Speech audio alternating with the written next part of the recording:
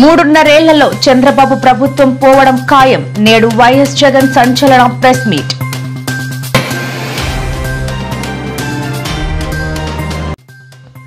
కాంగ్రెస్ సర్కార్ పనితీరుపై మండిపడ్డ కేటీఆర్, పల్లెల్లో సాగునీళ్లు లేవు, పట్నంలో తాగునీళ్లు లేవు అంటూ ధ్వజం.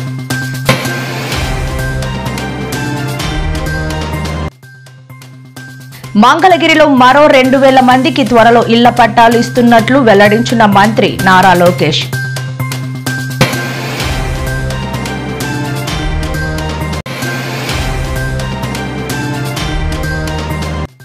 అధికారంలో ఉండగా లేని ఆరాటం ఇవాళ వచ్చిందా అంటూ బీఆర్ఎస్ కు స్ట్రాంగ్ కౌంటర్ ఇచ్చిన మంత్రి శ్రీధర్ బాబు.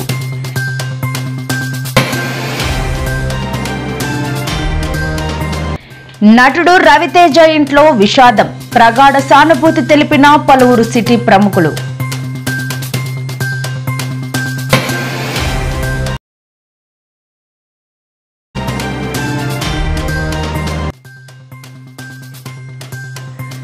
మోగల్లులో అమానవీయ ఘటన.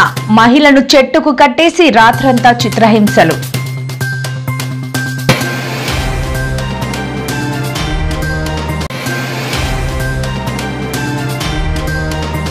పవన్ కళ్యాణ్ పై యాంకర్ శ్యామల తీవ్ర విమర్శలు. జగన్ పై పూనకాలు వచ్చినట్టు ఊగిపోయేవారు కదా అంటూ ట్వీట్.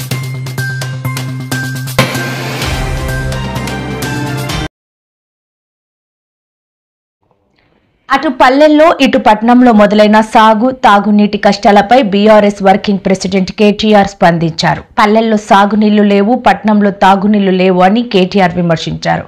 నాడు ఇంటింటికి నల్ల నీళ్లు, నేడు సాగు తాగునీళ్లు లేక జనం కన్నీళ్లు పెడుతున్నారని ఆవేదన వ్యక్తం చేశారు. వ్యవసాయానికే కాదు వ్యక్తిగత అవసరాలకు నీళ్లు లేని దుస్థితి ఏర్పడిందన్నారు. సాగునీళ్లను వదిలిపెట్టి తాగునీళ్లను ప్రభుత్వం బలిపెడుతోందన్నారు. కాంగ్రెస్ పాపం ప్రజలకు శాపంగా మారిందన్నారు. చివరగా జాగో తెలంగాణ జాగో అని కేటీఆర్ నినదించారు. ప్రభుత్వం అసమర్థ కాంగ్రెస్ ప్రభుత్వం అసమర్థ కాంగ్రెస్ ప్రభుత్వం కాళేశ్వరం నీళ్లను వెంటనే పోయాలి కాళేశ్వరం నీళ్లను వెంటనే పోయాలి కాళేశ్వరం నీళ్లను వెంటనే పోయాలి అసమర్థ కాంగ్రెస్ ప్రభుత్వం అసమర్థ కాంగ్రెస్ ప్రభుత్వం అసమర్థ కాంగ్రెస్ ప్రభుత్వం నీలియన్ కాంగ్రెస్ ప్రభుత్వం నీలియన్ కాంగ్రెస్ ప్రభుత్వం నీలియన్ కాంగ్రెస్ ప్రభుత్వం కాంగ్రెస్ ప్రభుత్వం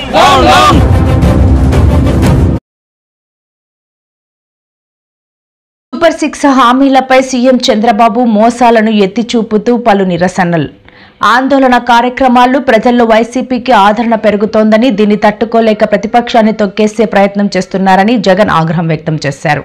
తమ హయాంలో పోలీసులు తలెత్తుకుని తిరిగేవారని, ఇప్పుడు ఆ పరిస్థితి లేదని, చంద్రబాబు మాట వినకపోతే మాట వినలేదనే డీజీ స్థాయిలో ఉన్న అధికారి పిఎస్ఆర్ ఆంజనేయులను జైలుకు పంపారని గుర్తు చేశారు. 3-4 అధికారులపై తప్పుడు కేసులు పెట్టి సస్పెండ్ చేయించారని జగన్ మండిపడ్డారు. ఎందరో ఎస్పీ స్థాయి అధికారులపై అక్రమంగా కేసులు పెట్టి వేధిస్తున్నారని జగన్ ఆరోపించారు. వెళ్తే తప్ప అని అడుగుతా ఉన్నది, నేరమా అని అడుగుతా ఉన్న చంద్రబాబు నాయుడు. బంగారుపాలెం పర్యటనలో గ్రామ స్థాయి నుంచి జిల్లా స్థాయి నాయకుల వరకు ఏకంగా 2000 మందికి పైగా నోటీసులు ఇచ్చినారు. నా కార్యక్రమం, నా పర్యటన అక్కడ ఖరారు అయ్యేసరికి 2000 మందికి నోటీసులు. ఏంటికి ఇచ్చినారు నోటీసులు అడుగుతా ఉన్నా. రైతులకు సంఘీభావం తెలపడానికి నేను పోవడం తప్ప, రైతుల ఆ కార్యక్రమంలో రైతులు పాలు పంచుకోవడం తప్ప. 2000 మందికి నోటీసులు, 100 మందిని నిర్బంధించారు. 3 ఎస్పీలు, 9 మంది డిఎస్పీలు, 2000 మంది పోలీసులు, చెక్ పోస్టులు. ప్రతి గ్రామానికి చెక్ పోస్టు, ప్రతి సందుకు చెక్ పోస్టు. వీళ్ళంతా ఇది నా సెక్యూరిటీ కోసం కాదు స్వామి, నా ప్రోగ్రాంకి ఎవరు రాకుండా చూసుకునేందుకు, వాళ్ళందరినీ నిర్బంధించి రైతులను నిర్బంధించేందుకు.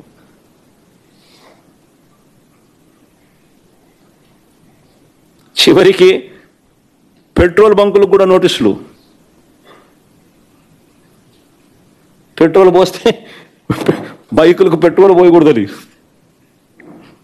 అయినా కూడా కడుపు మండిన రైతులు అయినా కూడా కడుపు మండిన రైతులు వేలాదిగా తరలివచ్చారు. ఈ రాష్ట్రంలో ఈరోజు ప్రజాస్వామ్యం కానీ, చట్టం కానీ, రాజ్యాంగ మునగడ కానీ ఇవన్నీ కూడా ప్రశ్నార్థకంగా మారిన పరిస్థితులు ఈరోజు రాష్ట్రంలో కనిపిస్తా ఉన్నాయి. రాష్ట్రంలో ఈరోజు ఉన్నది ఒకే ఒక ప్రతిపక్ష పార్టీ. మిగిలినటువన్నీ కూడా చంద్రబాబు నాయుడు గారితో పాటు అధికారం పంచుకొని ఉన్న పార్టీలే. టీడీపీ అయినా, బీజేపీ అయినా, జనసేన అయినా అన్ని కూడా అధికారంలో భాగస్థులై అధికారంలో ఉన్న పార్టీలు. రాష్ట్రంలో మిగిలి ఉన్నది ఒకే ఒక్క ప్రతిపక్ష పార్టీ వైఎస్ఆర్ కాంగ్రెస్ పార్టీ.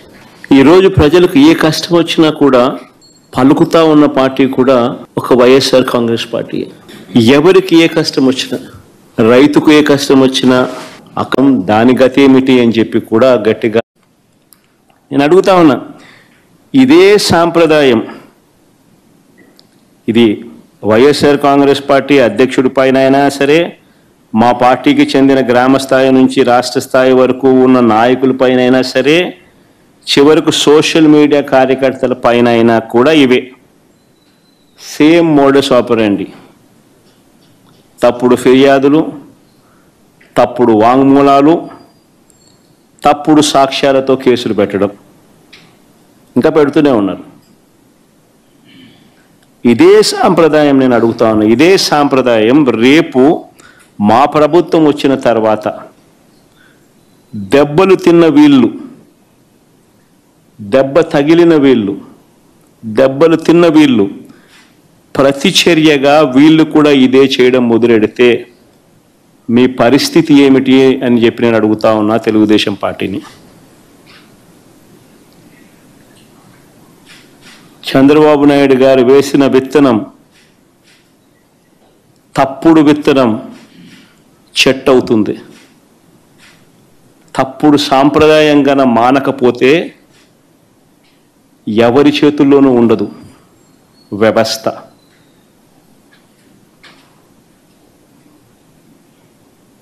చాలా అంటే చాలా తప్పు చేస్తా ఉన్నాడు చంద్రబాబు నాయుడు. ఈరోజు దెబ్బ తగిలిన ప్రతి ఒక్కడు రేపొద్దున ఇదే కొనసాగిస్తే మా ప్రభుత్వం అధికారంలోకి వచ్చిన తర్వాత చంద్రబాబు నాయుడు పరిస్థితి ఏమిటి, తెలుగుదేశం పార్టీ పరిస్థితి ఏమిటి? ఎల్లకాలం ఇవే రోజులు ఉండవు. ఈరోజు పైన మీరున్నారు, మళ్ళీ 4 ఏళ్లకు 3 ఏళ్లకు కిందికి మీరు వస్తారు, మేము పైకి పోతాం.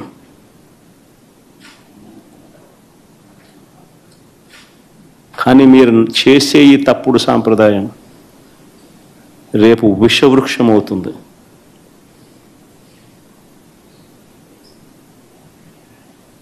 నేను చెప్పినా కూడా మా వాళ్ళు రేపు పొద్దున వినే పరిస్థితి ఉండదు.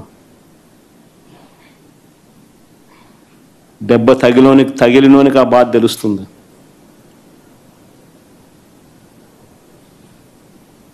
చంద్రబాబు ఇప్పుడైనా మేలుకో, తప్పు తెలుసుకో, తప్పుడు సాంప్రదాయాన్ని సరిదిద్దుకో. ఈరోజు అందుకనే ప్రజలకు ఏ సమస్య వచ్చినా కూడా ఈరోజు చంద్రబాబు నాయుడు ఎలాగూ చెయ్యడు అని, చంద్రబాబు నాయుడు ఎవరు కలవడంలా, కలిసిన వేస్టే, ఆయన ఎలాగూ చెయ్యడని ప్రజలకు కూడా బాగా అర్థమైపోయింది. చంద్రబాబు నాయుడు ప్రభుత్వం ఇక పోతా ఉంది, గట్టిగా కళ్ళు మూసుకుంటే మరో 3 సంవత్సరాలలో చంద్రబాబు నాయుడు ఎగిరిపోతాడు, మళ్ళా వచ్చేది వైఎస్ఆర్ కాంగ్రెస్ పార్టీ అని చెప్పి వైఎస్ఆర్ కాంగ్రెస్ పార్టీ తలుపు తడతా ఉన్నారు. వాళ్ళకు జరిగిన సమస్యల గురించి చెప్తా ఉన్నారు. ఇది చంద్రబాబు నాయుడు తట్టుకోలేకపోతా ఉన్నాడు కాబట్టి ప్రతిపక్ష పార్టీని అణచివేయాలని చూస్తా ఉన్నాడు. తద్వారా ప్రజల గొంతును నొక్కేయాలి అని చెప్పి తాపత్రయపడతా ఉన్నాడు.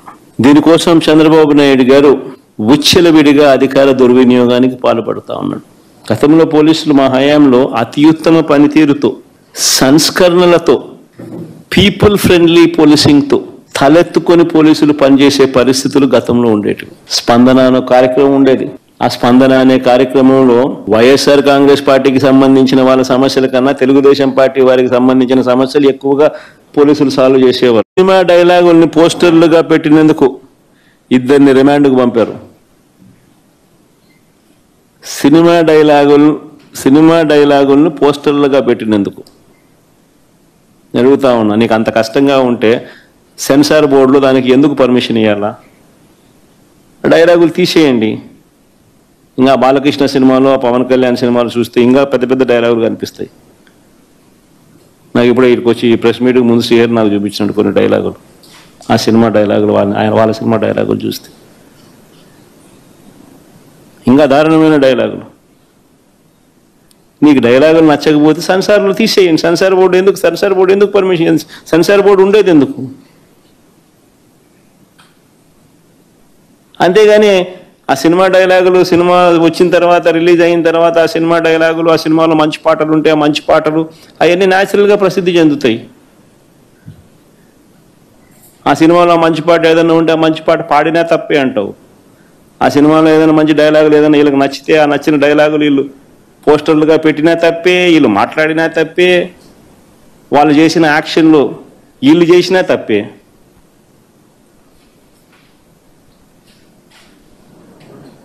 వాళ్ళు ఇలా అన్నా తప్పే, వాళ్ళు ఇలా అన్నా తప్పే. ఎందుకు మరి సినిమాలు ఎందుకు తీస్తున్నారు స్వామి? మీరు ఆపేసేయండి. రాష్ట్ర నాయకుడు చిమ్ముళ్ల గోవర్ధన్ రెడ్డి గుమ్మడి దళ రైతులతో బుధవారం హైదరాబాద్లో మాజీ మంత్రి హరీష్ రావును కలిసి వివరించారు. అంతేకాకుండా ఈ భూముల్లో గత కొన్ని దశాబ్దాలుగా రైతుల వినియోగంలో ఉన్నప్పటికీ రెవెన్యూ రికార్డులో నమోదు కాలేదని, ప్రభుత్వం చేపట్టిన భూసేకరణలో వారికి అన్యాయం జరుగుతోందని తెలిపారు. ఈ అంశంపై స్పందించిన మాజీ మంత్రి హరీష్ రావు సంబంధిత అధికారులతో పూర్తి స్థాయిలో చర్చించి సమస్యకు తగిన పరిష్కారం తీసుకురావడానికి కృషి చేస్తానని తెలిపారు. రైతులకు న్యాయం జరిగే వరకు బీఆర్ఎస్ అండగా ఉంటుందని భరోసా ఇచ్చారు.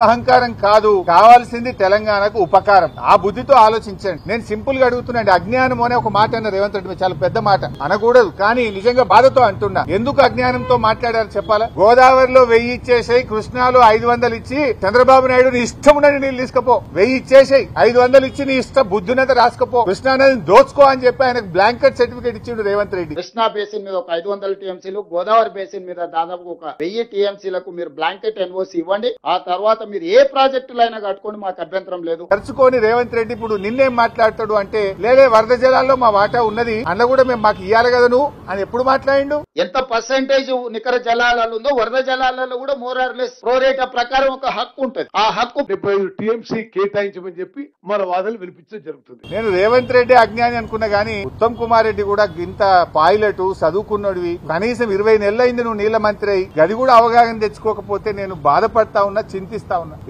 తమిడిగట్టి దగ్గర నుంచి ఎందుకు మేడిగడ్డకు మార్చిందని మాట్లాడిండ్రు. నువ్వు తప్పు పడుతున్నది ఎవరిని? కేంద్ర ప్రభుత్వాన్ని పడుతున్నావు. సెంట్రల్ వాటర్ కమిషన్ తప్పు పడుతున్నావు.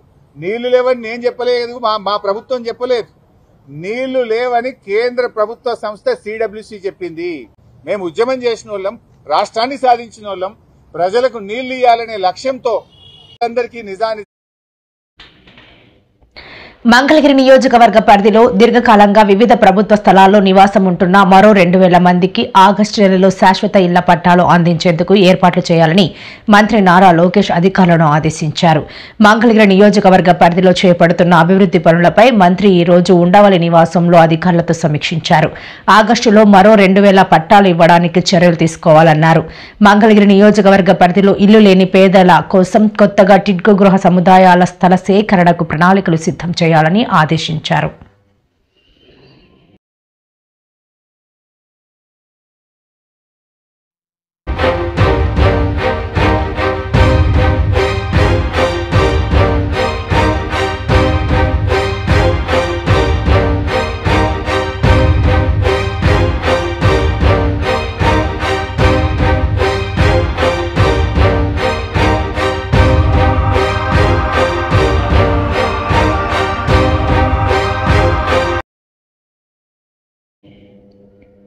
గోదావరి జలాల విషయంలో మా ప్రభుత్వ వైఖరిని ముఖ్యమంత్రి రేవంత్ రెడ్డి అనేక సందర్భాల్లో స్పష్టం చేసినా ఏదో రకంగా బీఆర్ఎస్ ప్రభుత్వంపై విమర్శలు చేయాలని చేస్తోందని మంత్రి శ్రీధర్ బాబు అన్నారు. ఇవాళ పెద్దపల్లిలో నిర్వహించిన ఇందిరాశక్తి సభకు హాజరైన మంత్రి ఈ సందర్భంగా మాట్లాడుతూ నీటి వాటాల విషయంలో ఎక్కడా రాజీపడే ప్రసక్తే లేదని స్పష్టం చేశారు. బనకచెర్ల ప్రాజెక్టును ఎట్టి పరిస్థితుల్లో అంగీకరించబోయేది లేదన్నారు. కూలిపోయిన డ్యాంల గురించి బీఆర్ఎస్ నేతలు ఇవాళ గొప్పగా మాట్లాడుతున్నారని, బనకచెర్ల విషయంలో ఆనాడు లేని ఆరాటం ఇవాళ వచ్చిందా అని ప్రశ్నించారు. 2024, Hyderabad recorded about 2.4 million square feet in life sciences space lease. And I would like to mention in 2022, then the lease spaces is 0.6 million square foot. This itself reflects it's the 4 times what it was in 22 till 24 when global firms have decided. And ఇద్దరు TRS వాళ్ళు ఎమ్మెల్యేలు ఓటుకుంటే నిన్న హైదరాబాద్లో కాంగ్రెస్ పార్టీపై in India's life sciences sector, over these 2 years, it has grown with a solid and more. Mass మహారాజు రవితేజ ఇంట్లో తీవ్ర విషాదం చోటు చేసుకున్న విషయం తెలిసిందే. రవి తండ్రి రాజ్ గోపాల్ రాజ్ అనారోగ్యంతో కన్నుమూశారు. మధ్యాహ్నం రాయదుర్గం మహాప్రస్థానంలో రాజ్ గోపాల్ అంత్యక్రియలు జరగనున్నాయి. అయితే ఈ విషయం తెలుసుకున్న ప్రముఖులు రవితేజ కుటుంబానికి ప్రగాఢ సానుభూతి తెలియజెబుతున్నారు. రవి కుటుంబానికి మెగాస్టార్ చిరంజీవి సహా పలువురు నటులు హృదయపూర్వక సానుభూతిని తెలిపారు. ఇటువంటి మరెన్నో వీడియోల కోసం మా ఛానల్ ని సబ్స్క్రైబ్ చేసుకోండి. పక్కనే ఉన్న బెల్ ఐకాన్ ని క్లిక్ చేసి యాక్టివేట్